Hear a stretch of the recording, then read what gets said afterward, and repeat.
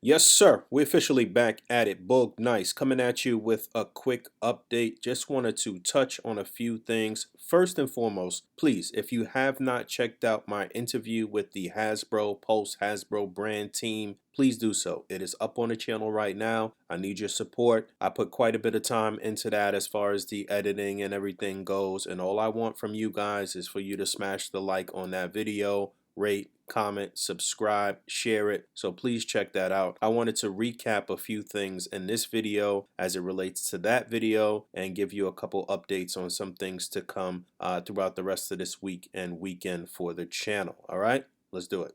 This ain't for no scalper. You a scalper? Then fuck out shit. This one's for them real collectors. That's army building and posing figures. Marvel Legends, imports, mini matey, I'm fucking with them.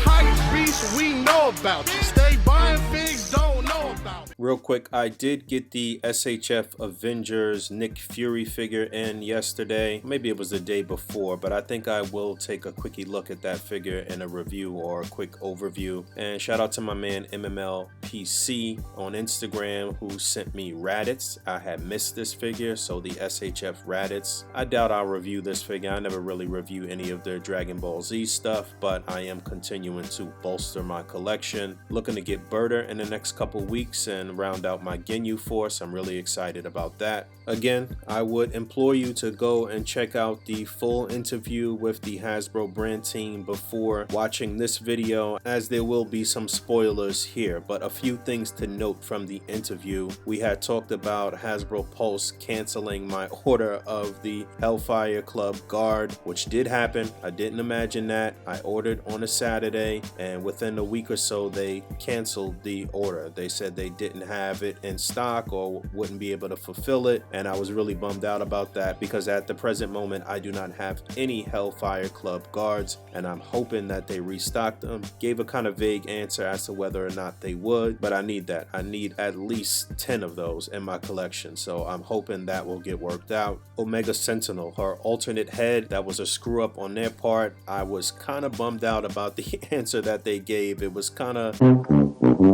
I didn't really appreciate the fact that they just kind of Googled one image and went with the first image that they saw. I really wish the additional head sculpt would have been more accurate to the comic look, but like Dwight stated, they were really going for the redhead look, which is the look directly from the House Powers of 10 storyline. And so at this point, I don't think we're going to get the proper colored hair and skin tone for Omega Sentinel. I think you're just going to have to customize that and paint it yourself or employ somebody else to do it if you don't have the skills to take care of it. And as it relates to the upcoming Dormammu figure, the sort of base form powered down version, they definitely screwed up there as far as the original renders that they showed, which look accurate to the comic books with the lighter sort of yellowish flame. We're not going to get that in the final version. Unfortunately, that is messed up as well. Seemed to me like they didn't want to throw one particular person under the bus, maybe in the rendering department or in some other department, but I don't know that we will get a fix on that. Accessory packs, seems like this has been something that has been discussed and they're trying to figure it out, and basically I'm gonna try to figure it out. I'm gonna put up a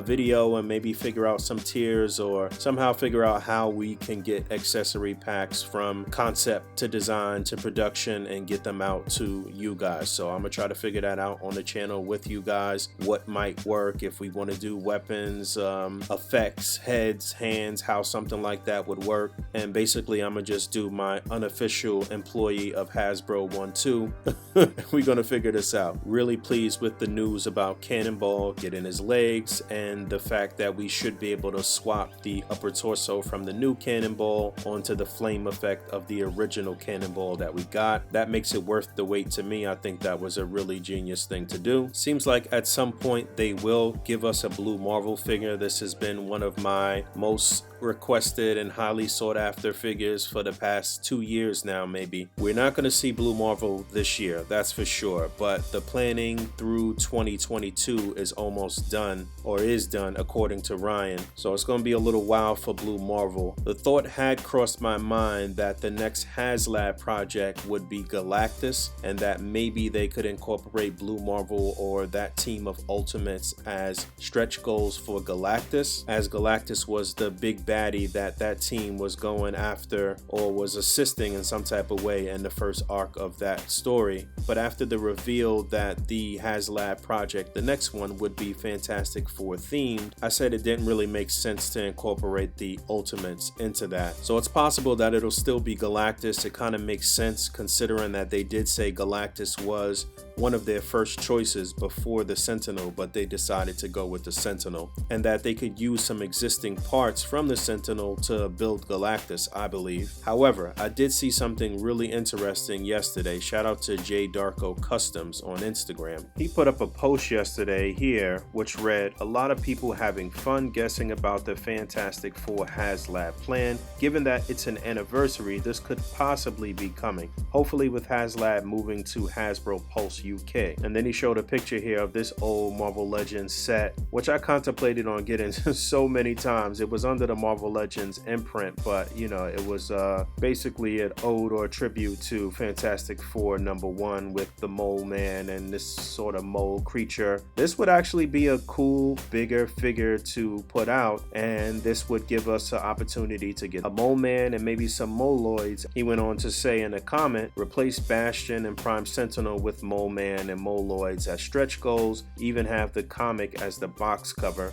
Not sure it would have the hype of Galactus though," which is true, but again, this is a great bigger figure to put out and a great way to maybe give us some other additional Fantastic Four characters that they wouldn't put out at retail. And I don't think that would stop them from doing Galactus at some point. We absolutely gonna get Galactus at some point, but I found this pretty interesting. I'm actually totally convinced the next HasLab project is gonna be Galactus, considering that this is their year for sort of cosmic characters and kind of sticking to that theme. I think by summer they will give us that announcement, and I think that they will unveil that we're going to get a vintage Fantastic Four wave. We know that's already been rumored. Honestly, it was kind of light on reveals altogether, even though we know there have been leaks out already. We've seen the full Eternals wave, and the day before the FanFest event we saw the Mr. Hyde Build-A-Figure wave. Speaking of which, I actually just got that wave in today, so I'm going to start the reviews for that wave, so I'm going to get up out of here. So thanks for hanging out. As always, rate,